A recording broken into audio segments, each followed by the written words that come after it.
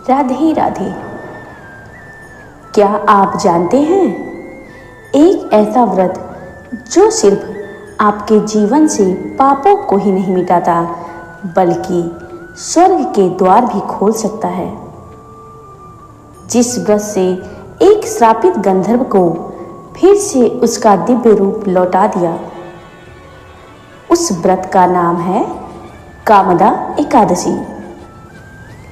ये व्रत केवल पुण्य ही नहीं देता बल्कि मोक्ष का मार्ग भी खोलता है।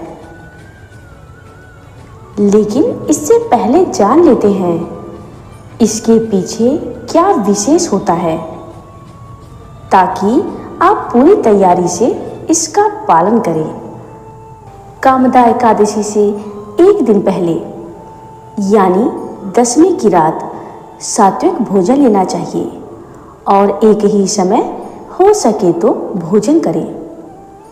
साथ ही मन को शांत करने के लिए भगवान विष्णु का ध्यान करें। व्रत का समापन द्वादशी के दिन होता है। प्रातः स्नान कर भगवान विष्णु की पूजा करके व्रत का पारण करें। यदि संभव हो तो ब्राह्मण या जरूरतमंद को भोजन कराएं या दान करें। कामदा एकादशी व्रत कथा महात्म्य। इस महात्म्य को सुनने मात्र से वाजपेय यज्ञ का फल मिलता है।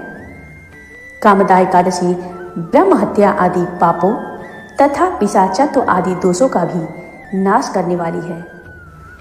भगवान श्री कृष्ण से युधिष्ठिर ने पूछा, वासुदेव आपको नमस्कार है। अब मेरे सामने यह बताइए कि चैत्र शुक्ल पक्ष में किस नाम की एकादशी होती है। भगवान श्री कृष्ण बोले, राजन, एकाग्रचित होकर यह पुरातन कथा सुनो, जिसे वशिष्ठ जी ने दिलीप के पूछने पर कहा था। राजा दिलीप ने पूछा, भगवान, मैं एक बात सुनना चाहता हूँ। चैत्र मास के शुक्ल पक्ष में किस नाम की एकादशी होती है। वशिष्ठ जी बोले, राजन, चैत्र शुक्ल पक्ष में कामदा नाम की एकादशी होती है। कामदा एकादशी परम पुण्यमयी है। पाप रूपी ईंधन के लिए तो वह दावानली है। वशिष्ठ जी राजा दिलीप को आगे की कथा सुनाते हुए कहते हैं, प्राचीन काल की बात है। नागपुर नाम का एक सुंदर नगर था, जहां सोने के महल बने हुए थे। उस नगर में पुंडरीक आदि महाभयंकर नाग निवास करते थे। पुंडरीक नाम का नाग उन दिनों वहां राज्य करता था। गंधर्व, किन्नर और अप्सराएं भी उस नगरी का सेवन करती थी। वहां एक श्रेष्ठ अप्सरा थी जिसका नाम था ललिता। उसके साथ ललित नाम वाला गंधर्व भी था। वे दोनों पति पत्नी के रूप में रहते थे। दोनों ही परस्पर काम से पीड़ित रहा करते थे। ललिता के हृदय में सदा पति की ही मूर्ति बसी रहती थी और ललित के हृदय में सुंदरी ललिता का नित्य निवास था। एक दिन की बात है, नागराज पुंडरीक राजसभा में बैठकर मनोरंजन कर रहे थे।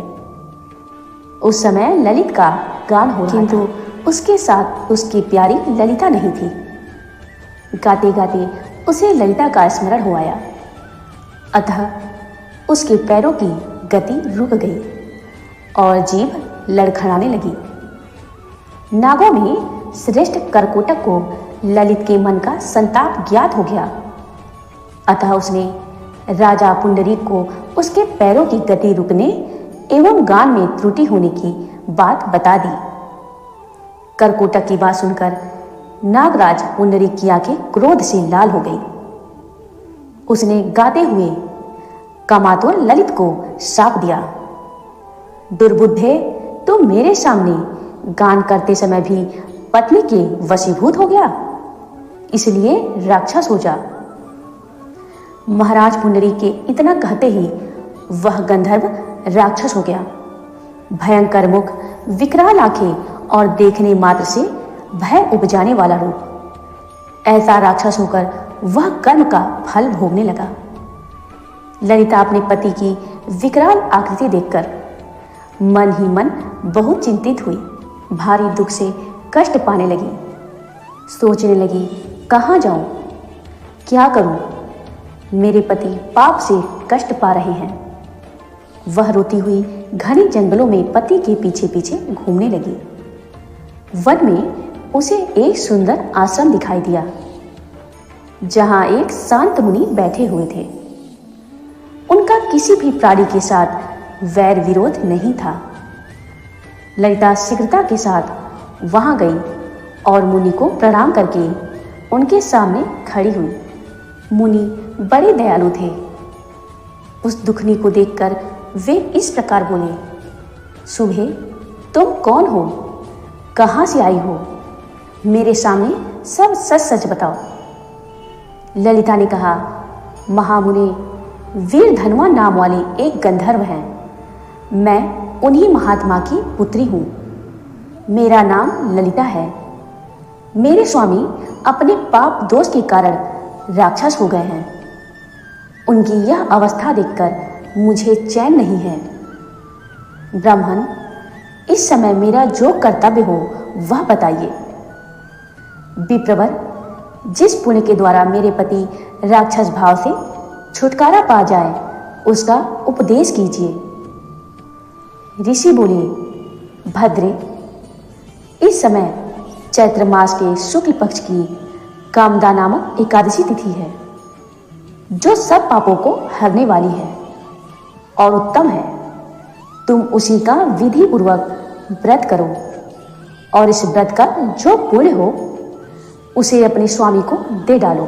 इसका पुण्य देने पर क्षण भर में ही उसके शाप का दोष दूर हो जाएगा। मुनि का यह वचन सुनकर ललिता को बड़ा हर्ष हुआ। उसने एकादशी को उपवास करके द्वादशी के दिन उन ब्रह्मर्षि के समीप ही भगवान वासुदेव के श्री विग्रह के समक्ष अपने पति के उद्धार के लिए यह वचन कहा, मैंने जो यह कामदा एकादशी का उपवास व्रत किया है उसके पुण्य के प्रभाव से मेरे पति का राक्षस भाव दूर हो जाए। ललिता के इतना कहते ही उसी क्षण ललित का पाप दूर हो गया। उसने दिव्य देह धारण कर लिया। उसका राक्षस भाव चला गया और पुनः गंधर्वत्व की प्राप्ति हुई। दोनों पति पत्नी कामदा एकादशी के प्रभाव से पहले की अपेक्षा भी अधिक सुंदर रूप धारण करके विमान पर आरूढ़ हो अत्यंत शोभा पाने लगे। यह जानकर इस एकादशी के व्रत का यत्नपूर्वक पालन करना चाहिए। मुनि वशिष्ठ ने राजा दिलीप से कहा, मैंने लोगों के हित के लिए तुम्हारे सामने इस व्रत का वर्णन किया है। कामदा एकादशी ब्रह्म हत्या आदि पापों तथा पिशाचत्व आदि दोषों का भी नाश करने वाली है। राजन, इसके सुनने मात्र से ही वाजपेय यज्ञ का फल मिलता है। जय श्री कृष्ण। यदि आपको भी जीवन में शांति, सफलता या किसी इच्छा की पूर्ति चाहिए तो एक बार श्रद्धा से कामदा एकादशी का व्रत जरूर करें और इस कथा का श्रवण तो अवश्य ही करें।